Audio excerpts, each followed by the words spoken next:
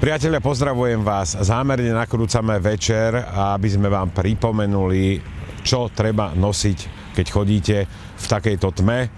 Treba nosiť reflexné prvky, akékoľvek, tak, aby vás bolo vidieť, aby ste boli bezpeční vy na cestách a takisto aj vodiči za volantom, aby vás badali včas a nie v poslednej chvíli. Poďme sa pozrieť, čo sme pripravili v dnešnom dopravnom oku. V ostatné roky vďaka výdobytkom techniky existuje skupina chodcov, ktorí nesledujú, čo sa okolo nich deje. V ušiach majú slúchadlá a obvykle v rukách aj mobil. Existuje pre nich len ich virtuálny svet. Sú závislí na slúchadlách a smartfónoch. Tento druh chodca je za posledné roky žiaľ najväčším rizikom v oblasti bezpečnosti cestnej premávky a v uliciach miest doslova aj najväčším postrachom vodičov. Smartfónoví zombíci, skrátene Smumbís, stretávame sa s nimi denne. Ľudia, ktorí doplňajú nehodovú štatistiku doslova geometrickým radom. A práve oni majú na svedomí najviac dopravných nehôd v mestách už aj na Slovensku.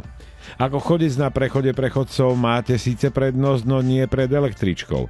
V tejto situácii má prednosť ona. Vždy, keď prechádzate cez koľaje, majte na mysli to, že električka sa vám nevyhne. Jej brzdná dráha je podstatne dlhšia a kolízia s ňou má obvykle fatálne následky. V priebehu októbra tohto roka to boli 4 vážne kolízie. Jedna v Košiciach, ďalšie 3 v Bratislave, z toho jedna z nich skončila tragicky. Vyhasol pri nej život mladého chalana.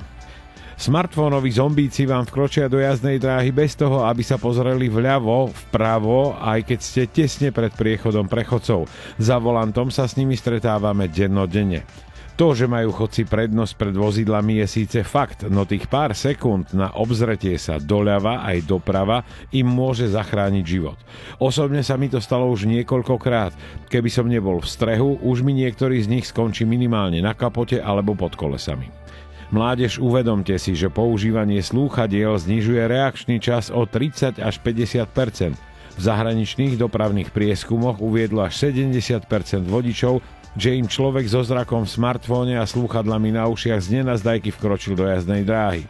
Odborníci zistili, že celá štvrtina chodcov vo veku 25 až 35 rokov je vďaka mobilu a slúchadlám mimo realitu.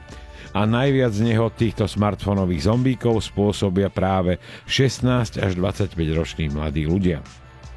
Majte na mysli, že na cestách sme všetci účastníci cestnej premávky a pre nás všetkých v ten moment platia pravidlá definované zákonom a vyhláškou. Je jedno, či kráčame alebo jazdíme. Zákon platí pre každého rovnako, no kto raz prepáli zákony fyziky, môže byť pre neho už neskoro a stačí tak málo. Pozrieť sa doľava a doprava. Jednoduchý pohyb, ktorý vám môže zachrániť život. A nie len chodcov. Do tejto kategórie, ktorí na to zabúdajú, patria aj vodiči. Ďalšou skupinou účastníkov cestnej premávky, pre ktorých platí to isté, teda pozrieť sa vľavo a vpravo, sú vodiči, ktorí prechádzajú cez železničné priecestia. Najmä tie nechránené, bez závor a svetelnej signalizácie.